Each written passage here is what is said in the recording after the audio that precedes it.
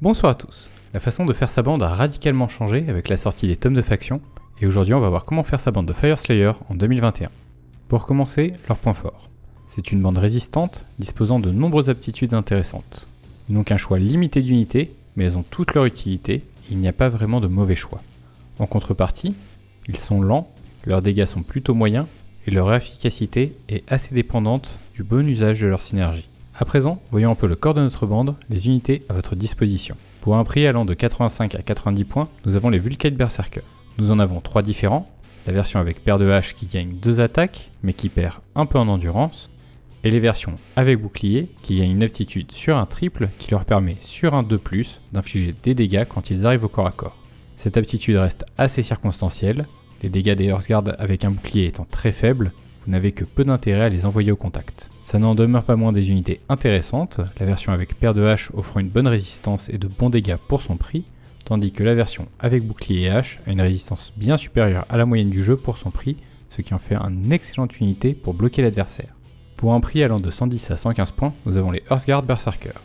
Ils disposent d'une aptitude sur un triple qui leur permet de faire une action de mouvement bonus, puis une action d'attaque bonus, mais seulement s'ils ont subi au moins 5 points de dégâts. Cette aptitude est particulièrement puissante, faisant passer sur un triple une aptitude nécessitant normalement un quad, et leurs 12 points de vie leur permettant de survivre suffisamment pour pouvoir en profiter. Ce sont des unités résistantes et faisant de bons dégâts pour leur prix. Nous en avons deux versions, celle avec Deloire qui gagne en force, et celle avec Bardiche qui gagne en dégâts critiques et qui coûte 5 points de moins, et c'est vers ce dernier que je me dirigerai pour mes bandes. Finalement, pour 125 points, nous avons les Auric Hearthguard.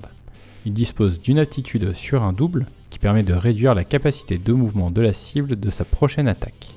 Votre bande étant particulièrement lente, cela permet d'équilibrer le rapport de force et de pourchasser beaucoup plus facilement les unités clés adverses. Il dispose d'une très bonne attaque à distance de 15 pouces, mais est plutôt fragile pour son prix.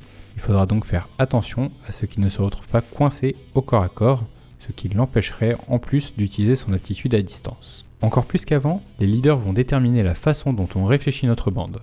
Les leaders Fyreslayer ont une aptitude sur un triple qui leur permet d'ajouter 1 à la caractéristique des attaques au corps à corps de toutes les figurines amies à 6 pouces, mais seulement après avoir éliminé une figurine adverse. Cela reste bien sûr une aptitude intéressante, surtout qu'il y a de grandes chances que votre leader soit dans la mêlée avec vos autres unités.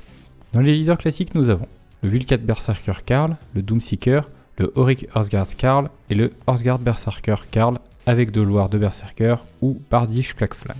Ce sont des versions leaders de leur équivalent en unité, partageant les mêmes avantages et défauts.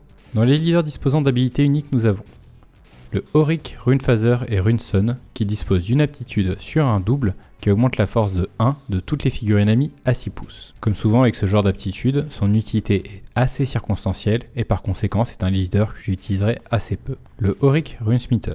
Il dispose d'une aptitude sur un double qui augmente la caractéristique de force d'un combattant ami à 3 pouces. Là aussi, l'aptitude est d'un usage très limité et ce n'est pas un leader que j'utiliserai dans mes bandes.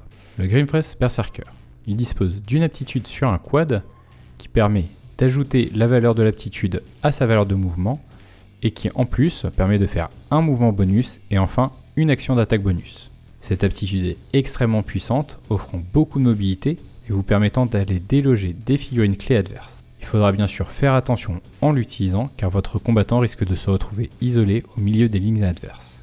Ça reste tout de même mon choix par défaut pour cette bande. Le Battlesmith. Il dispose d'une aptitude sur un triple qui permet d'augmenter l'endurance de toutes les figurines amies à 6 pouces. Là encore, nous sommes sur une aptitude très circonstancielle et c'est un leader que j'éviterai. Finalement, le Auric Runemaster. Il dispose d'une aptitude sur un double pouvant faire des dégâts à 12 pouces. Sur un excellent jet, vous pouvez faire jusqu'à 18 points de dégâts, mais statistiquement, il y a plus de chances que vous ne fassiez qu'entre 0 et 3 points de dégâts, ce qui reste particulièrement faible et rend ce leader assez peu intéressant. Au final, qu'est-ce qui a changé pour les Fyreslayer ?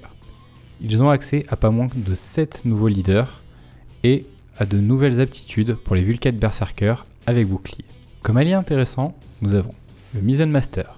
Il dispose d'une aptitude sur un triple qui permet d'ajouter 1 à la caractéristique d'attaque des figurines amies à 6 pouces ou 2 si ce dernier est à 3 pouces d'un objectif. Avec ses 10 de mouvement et le vol, il vous offre la mobilité qui manque à votre bande pour s'occuper des objectifs, ce qui rend son aptitude encore plus intéressante et en fait un véritable atout pour les bandes Fyreslayer. Autre allié intéressant, le Knight Vexillor. Il est particulièrement résistant et dispose d'une aptitude sur un quad qui permet d'ajouter la valeur de cette aptitude à la caractéristique de mouvement des figurines amies à 12 pouces, ce qui peut rendre votre bande particulièrement rapide, compensant pour sa plus grosse faiblesse le mouvement. Au final, est-ce que les Fire Slayer est une bande pour vous? C'est une bande particulièrement stratégique. Vos mouvements étant limités, il va falloir que ces derniers comptent vraiment. Il va donc falloir identifier les combats que vous voulez mener et ceux que vous voulez éviter. Pour cela, il faudra dépenser judicieusement vos dés d'aptitude, que ce soit pour du mouvement ou pour brider celui de votre adversaire avec vos unités de distance. Voici quelques exemples de liste pour vos Fire Slayer. La bande, tenez la ligne. Un Auriker's Guard Carl, 5 Vulcate Berserker avec hache de pierre acier et bouclier lamé de lancer, et 3 Auriker's Guard. Vous êtes ici sur une bande très statique. Les Horseguard tirant sans relâche sur votre adversaire tout en se tenant à l'abri derrière les boucliers des Vulcate Berserker. La bande, équipe de sauvetage. Un Grimvras Berserker, un Misen Master, 5 Vulcate Berserker avec paire de haches de pierre acier et un Horseguard Berserker avec Bardiche Claqueflamme. Nous avons ici une bande plutôt sympa à jouer. Votre Misen Master va se jeter sur l'objectif et tâcher de le tenir pendant que le reste de vos troupes court vers lui en tranchant tout sur son passage. La bande Old School. Un Horseguard Berserker Carl avec Bardiche Claqueflamme, 3 Vulcate Berserker avec hache de pierre acier et bouclier lamé de lancer, et 5 Horseguard Berserker avec Bardiche Claqueflamme. Voici une liste si vous avez déjà une bande de Fire Slayer et que vous ne voulez pas utiliser les nouvelles unités à votre disposition. Nous sommes ici sur une bande assez classique et très rentre-dedans.